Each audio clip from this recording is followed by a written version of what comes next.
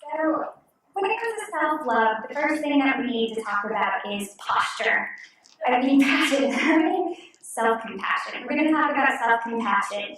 And so, more so than positive thinking or positive self-talk, self-compassion is what can actually help us grow and change as a human being. So, self-compassion has three components. It's the awareness of our needs, the desire to help ourselves, and doing all of that without judging ourselves as either right or wrong or good or bad. So when we work on self-compassion, we can change our emotional intelligence, which again can grow over time.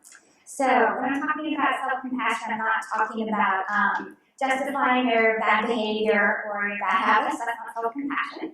And I'm also saying that you have to be compassionate to yourself first before you can be compassionate towards anybody else. So the three things that I want to talk about, I want to talk about the importance of seeing reality. I'm going to talk about a simple practice that we can use to enhance our capacity for self-compassion. And then I probably won't have time, but I want to talk about how self-compassion is how we can truly connect with others.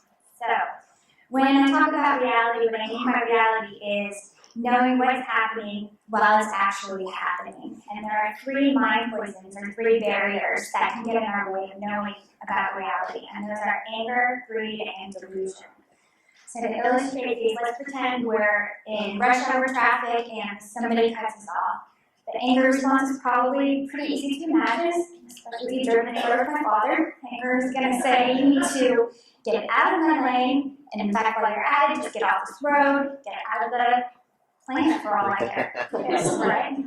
The anger is all about aversion and pushing away. Greed is just the opposite. So greed is going to acquire. So somebody cuts greed off, greed is going to say, I need more space here, buddy. And in fact, I need the whole entire road. I need more. Delusion is going to say something like, the driver cuts you off. Delusion might say, that's the kind of person who has no problems in life. This person just gets everything they want. And so delusion is always telling a story, and it's never a true story.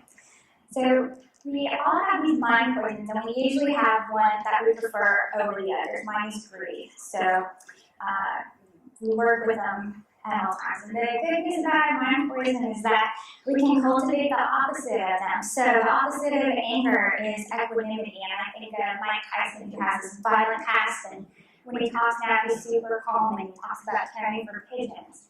The opposite of greed is generosity. And I think of Bill Gates, who has acquired so much, and now him and his wife have that foundation that's doing so much good work in the world.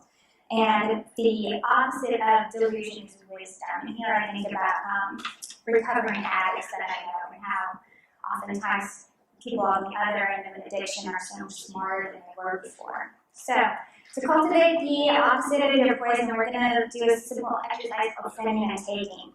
The usual human pattern is to hold on to what's good, want it, and to get rid of something that's bad. Sending and taking is going to reverse that. So we're going to imagine with our breath that we're going to take in whatever mind poison we're experiencing. We know we're not in reality, and we want to help ourselves come back to reality. So we're going to breathe in that poison, and we're going to breathe out peace, well-being, happiness, something very positive. So when you're feeling something, I don't know what when you're caught up in a mind poison, visualizing the poison as a darkness or a dark smoke or something, and then again giving yourself that gift of the light. You always want to start with yourself, and then you can branch out, and you can include yourself and then loved ones, friends and acquaintances, strangers, and then the final level would be enemies. And you may not make it to an enemy each time. I've gone years without breathing for those people.